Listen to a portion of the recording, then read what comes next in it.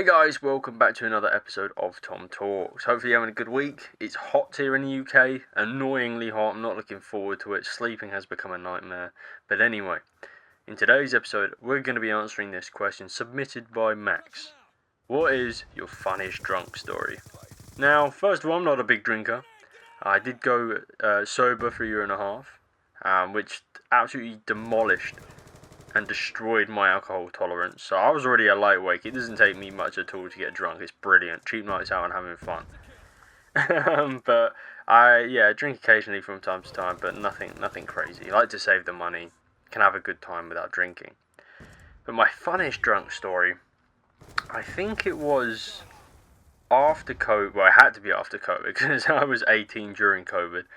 Me and a couple mates went out clubbing basically. Onto a few bars and everything, and we just we're like, hey, let's see if there's any women out, any girls that we find attractive that like us. Let's just have fun, we're lads, it's what we do. And we stopped off at a pub to just to say, hey, look, this is the plan. We'll have a few drinks, not spend too much money, have some fun, but nothing too serious, just a laugh. COVID's had us locked up. Let's just, enjoy the time together, but if anything happens outside of that, it's bonus. So, we did rock, paper, scissors to decide who would be the first one to find a partner for the night. And one of my friends, I'm not going to say names, one of my friends lost rock, paper, scissors, so it was him. Anyway, we went to this one pub, and the waitress was just all over him. Honest to God, all over him. And I'm an honest guy, and even I was like, wow, like, that was easy for you. Anyway, my other mate's already drunk at this point, and he goes off to play with the band. So I'm watching him having a laugh, while my other mate goes up and's like, asked the waitress for a number.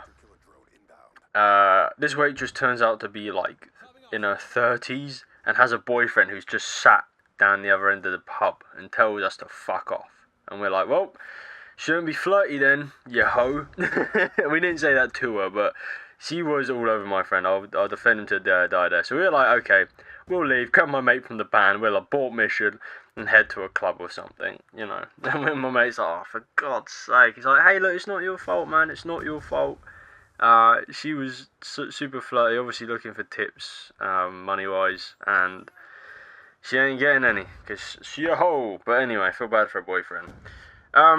Then we moved to the next club, and then I pointed out that the waitress behind the bar was really good looking. I was like, wow. And my friend was like, right, you're next. And he wingman me. He literally like, yo, my friend thinks you're cute kind of thing. And she was like, oh, I know him.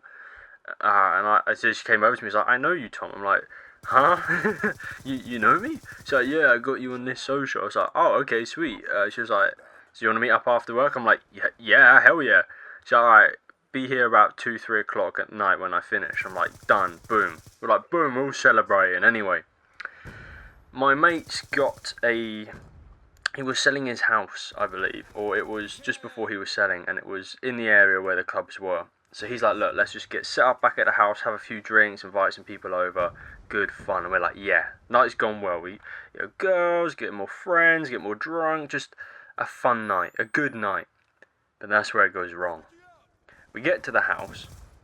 We have to kind of like sneak in because it's in like some weird estate area, and they have like cameras and stuff. So we snuck in, and my mate got his key out. It didn't work, so we had to find the other key. Got the key. We got in the house. He's like, "Welcome to paradise." Bearing in mind, we're pretty much all pissed at this point. Me less so, because I can remember this quite well. Cause it's so funny. And we get in the house, and we're like, "Mate, there's no furniture in here." And he's like, "Nah, it'll be fine." And we go in the lounge. There's just a dining table and chairs. No sofa, no TV, no chairs, no cushions, no beanbags, no blankets, no nothing. And we're like, right, we head upstairs. No beds, no seats, no sofa, no, nothing. It's empty. And he's like, well, we are like trying to sell the house. And we're like, oh, well, this sucks. And he's like, look, I need to go for a shit. You two go in the lounge. So we go in the lounge, and the toilet was literally, it was a weird design. The toilet was actually right underneath the stairs.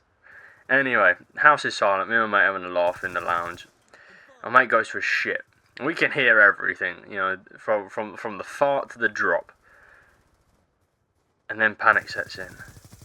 We hear my mate spamming the flush button on the toilet. We're like, are you alright, mate? He's like, oh fuck, oh fuck, oh fuck, they've turned the water off. We're like, oh god.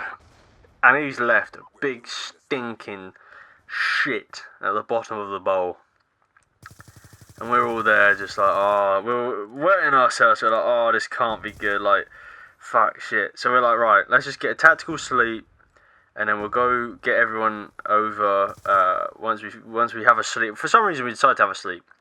So we went to sleep, turned out all the lights. This is about 1 a.m., 2 a.m. And my mate, we were all trying to sleep. And I was like, oh, fuck it. I'll play some clown noises, some scary noises. Because my mate said his house was haunted. Anyway, the noises scared the bejesus out of even me, even though I was playing them on YouTube. So we left the house, we went back in. And you may be wondering, Tom, what about that girl? Well, I dodged a bullet, my friends. She said, oh, I'm just having a joint with a few workmates, and then you can join us, have a joint with us, and then we'll head back to the house you're staying at. And first of all, I do not do drugs. It's disgusting when girls do it, especially. I mean, it's an ick for me. So I was like, no. And then the house, I was like, yeah, not happening. There's nothing there. Not even just to sit and chat. It was so cold. It smelled of shit 'cause my mate couldn't flush the toilet. So it was about 3, 4 a.m. I'm like, oh, you know what? I'm getting a taxi home. So I get a taxi home and walk, and it's freezing. And I just remember walking, I was just like, oh, this night. Why is this night turned to this? Why? But yeah, that's my funniest drunk story. I've had a few other, like, just fun parties where we're just doing drinking games, like Ring of Fire and beer pong. But yeah, that was my funniest drunk story. Let me know what your funniest drunk stories are. Obviously, you have to be old enough to drink whatever country you are in, and drink responsibly, and be well behaved. Okay, don't be annoying when you're drunk. Don't start fights. Don't harass anyone. You're just there to have a good time with the limits and the laws. But anyway, that's gonna be it from me. Take care.